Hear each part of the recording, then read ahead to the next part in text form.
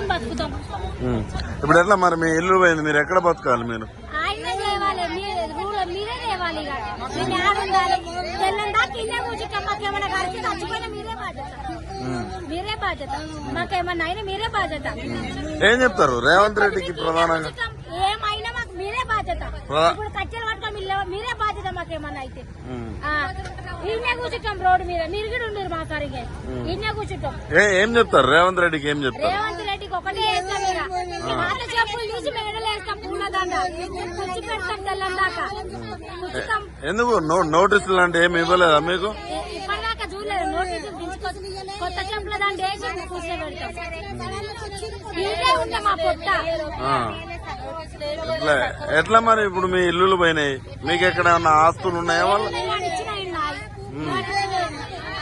ఆస్తులు, ఇదే ఆస్తి, ఇంకేముంది ఆస్తి? అంటే ఇది పేదల ప్రభుత్వం అన్న పంపించిందా?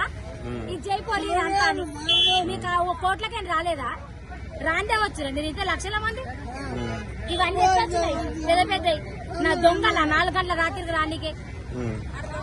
అంటే మీరు కబ్జా చేసిరు అంటుంటారు. దొంగ మీరు కూడా దొంగలైనా రానికి అట్లా. ఆ దొంగ పక్క దొంగాడు. అంటే ఇందిరమ్మ ఇచ్చిందని పక్క దొంగ. అంటే ఇప్పుడు మీరు ఇందిరాగాంధీ ఇచ్చింది అంటున్నారు.